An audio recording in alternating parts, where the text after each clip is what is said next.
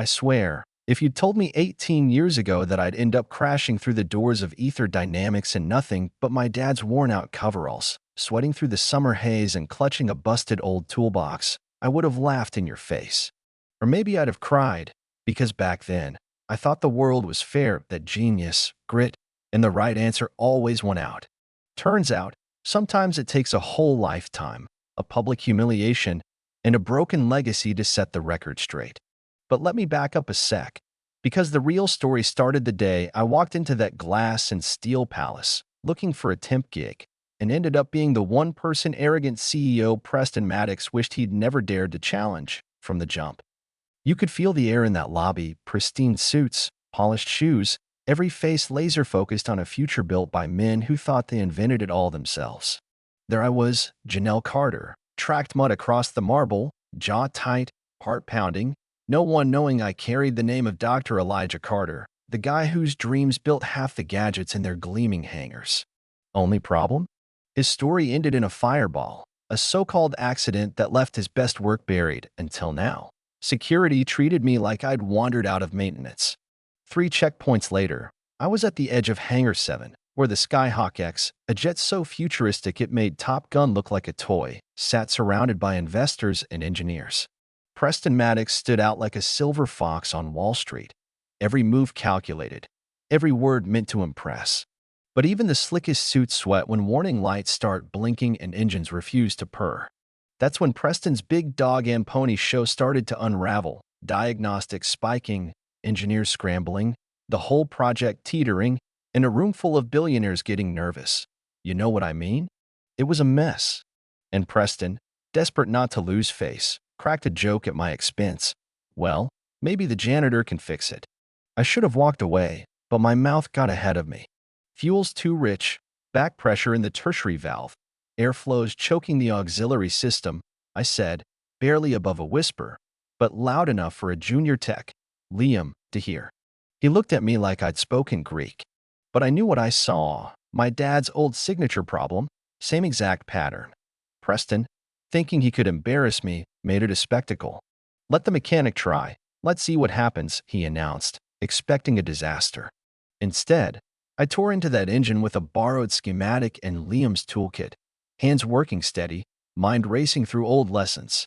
The crowd's smirks faded as I diagnosed a misaligned valve, rewired the controls, and brought that jet roaring to life smoother than it had ever run. The silence after was thick, investors stunned, engineers grudgingly impressed, Preston looking like he'd swallowed glass, thought he had to offer me a job on the spot. Couldn't fire me in front of the suits.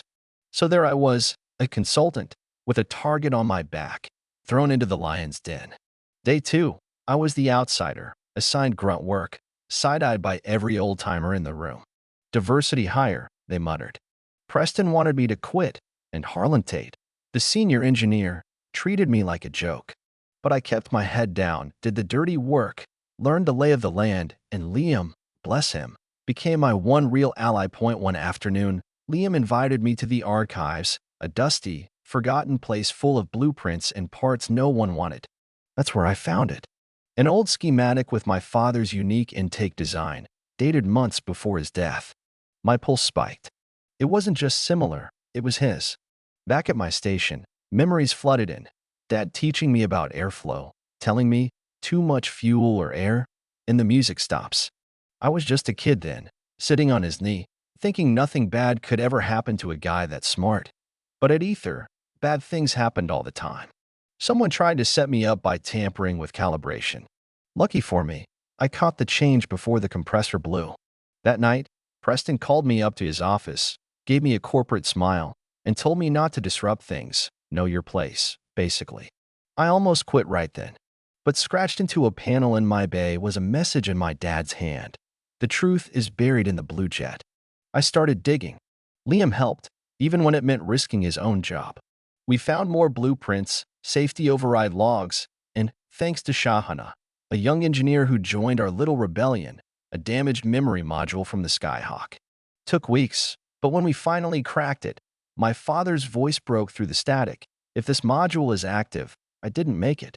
They're using Skyhawk to bury what we built. He knew. They killed his dream, maybe even killed him, to steal what wasn't theirs. Preston got wind of our digging. Had me suspended, tried to box me out. But now I was in too deep, too close to proving Ether's flagship jet was built on my dad's genius, stolen and stripped of safety for profit. With Liam and Shahana, we rebuilt Dad's original design in a forgotten workshop. Meanwhile, Preston got desperate, trying to buy silence, threatening careers, erasing evidence. But whistleblowers started coming out. Even Harlan, the crusty old engineer, confessed he'd signed off on removing Dad's safety features, thinking it'd never matter. Everything blew up in a boardroom showdown. Liam played the secret recording of Preston offering him a promotion to spy on me, then covering up the theft. Preston sputtered, tried to call it fake, but the board believed us. They launched a full investigation, and the company's stock tanked overnight as news broke. Ether Dynamics built on stolen genius. Preston tried every trick to destroy my reputation, painted me as a crazy, disgruntled temp. But the technical proof was bulletproof, and Dad's peers rallied around his name. The dam broke. Engineers, test pilots, even the old founder Delaney, stepped up. The last straw? Rick, the Skyhawks test pilot, went on national TV, admitting he'd been threatened to stay quiet after my override saved his life. That triggered protests, headlines, congressional interest, you name it. Then came the real twist. An anonymous tipster, Catherine, the company's old security chief, handed me memos showing Preston had ordered my father's safety override removed before that fatal test. A final nail, Dad's own notebook, smuggled to me by Delaney, with his handwritten account of Preston's threats and a signed warning. If I die, it's because my safety concerns were ignored for profit. The trial that followed was ugly and public. Preston was extradited, dragged through court, found guilty on all counts: corporate fraud, theft, and negligence leading to death. The company rebranded as Carter Aerospace Technologies, and I was asked to lead the Skyhawk redesign. This time, my father's name front and center, every safety system restored. 6 months later, standing on the hangar floor, wrench in hand, I watched our team build Elijah 1, the aircraft my father always dreamed of. On the day of the first test flight, I announced I'd be the pilot. The sky was clear, the engines purred, and as I lifted off, I felt Dad right there with me. The whole country watched that live stream. Schools, engineering labs, boardrooms, even kids who'd been told they'd never fly. After we landed, a young girl asked if it was scary. Not scary, exciting, I told her. The sky belongs to dreamers just as much as anyone else. That's the heart of it.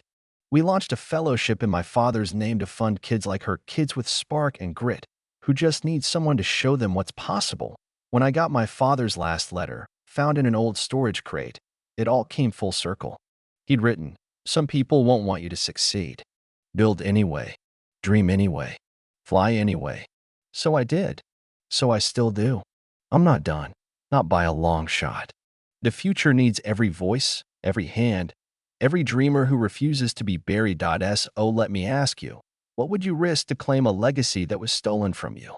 Janelle's journey reminds us, justice takes guts, and sometimes it means being the only one left standing. Share your thoughts below about right and wrong, about justice, about who gets to dream and who gets to build. Let's talk.